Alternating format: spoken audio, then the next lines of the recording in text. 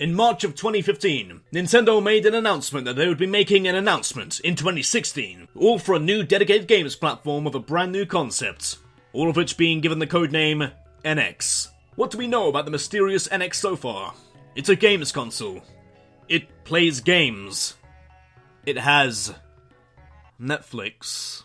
Okay, you got me. We don't really know anything past the fact that it's a games console. So the bare minimum is known. All I hope is that a console doesn't revolve around a goddamn gimmick. Just make a straight up games console that just so happens to have the motion controls of the Wii for the sake of backwards compatibility, and maybe as an extra option there for new games. Gimmicky shenanigans worked for Nintendo back around 2008, but that shit doesn't fly well these days in the market.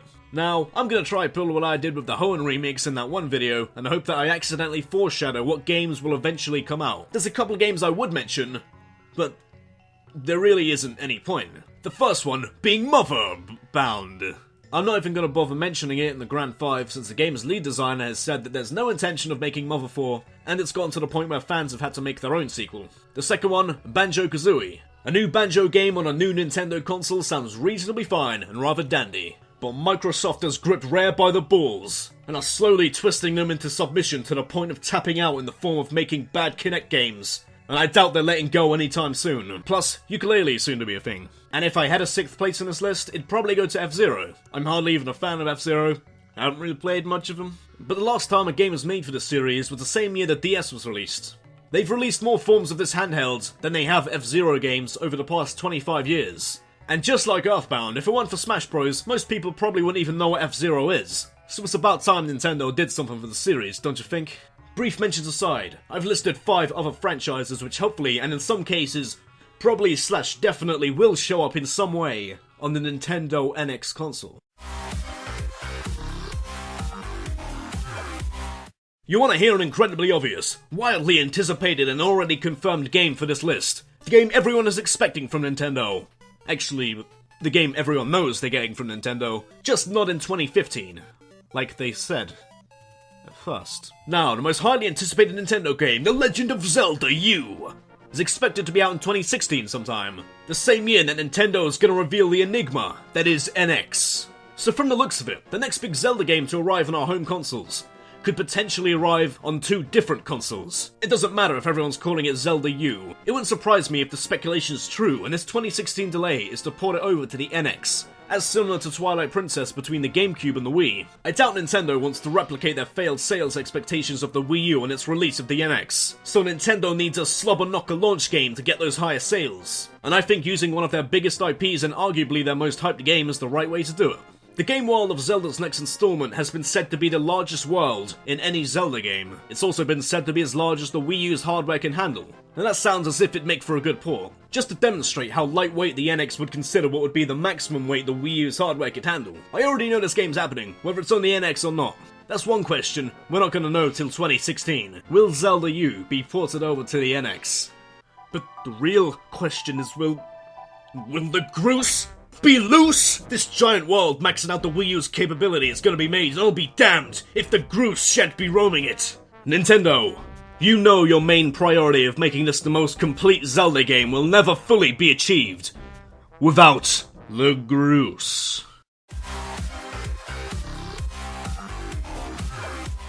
You want to hear another incredibly obvious, critically acclaimed series that's guaranteed to show up on anything related to Nintendo in some form? This blue-collar procrastinator right here. Now I know, there's usually some kind of Mario game out yearly, and a lot of people may want them to slow the fuck down on the yahoos and the yippies coming at you from all angles. But I'm talking about a giant, beefed-up next-gen 3D platform Mario game. Mario games come out often, but there's only been 4 games like that since '96. Even though it feels more like there's only been 3. Because to me, Galaxy 2's existence feels the same as the Wii U's. They both feel like an expansion pack to their original. Not that they're bad, trust me, they're far from it. They're arguably both better than their originals. And not that I'm not down for the idea of Galaxy 3, I just want to see where 3D Mario games can go from here. So when you think about it, it's almost been 10 years since the last original 3D Mario game. I'd maybe want something that goes back to the roots of 64, something that doesn't rely on a gimmick. As much as I love Sunshine, the whole game revolving around a water gun gimmick made it seem pretty limited in quite a lot of ways. This time the game wouldn't have the limitations of a Nintendo 64 game.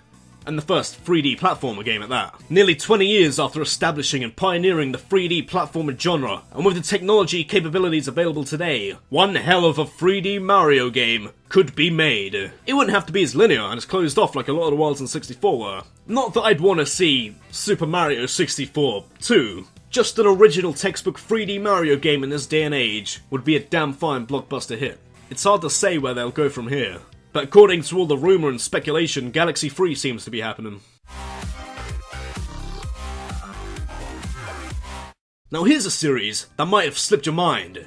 A series you may have not easily considered to be a main contender for Nintendo's future lineup of slobber-knocker hits. But as a series, which if deemed successful enough will hopefully become a trilogy of finely crafted games. Something that was continued all thanks to Nintendo having an eye for an investment opportunity. An investment that further proves that for the best lineup of exclusive games, Nintendo is the place to be. And Bayonetta 3 is the slobber knocker to hit the shelves. Cause from the looks of it, Bayonetta will remain to be a Nintendo exclusive series. And I doubt that's changing anytime soon. From the looks of it, the only reason the second game exists past the concept is because SEGA does what Nintendo don't. And ironically enough, SEGA, that's why you're dying. First you're knocked off the console shelves and now you're being reduced to the Flappy Bird market. We're in an industry where the Bayonetta franchise could have died because somebody needed to fund Sonic Boom. If it weren't for Nintendo, we'd be seeing Kickstarters for games inspired by Devil May Cry and Bayonetta. So if Bayonetta 2 was successful enough, a third game would be made. From the looks of it, if that were to happen, it'd make for one hell of a third game if made for the NX console. Let's just hope that 750,000 units is seen as successful enough for Platinum Games to get a trilogy going.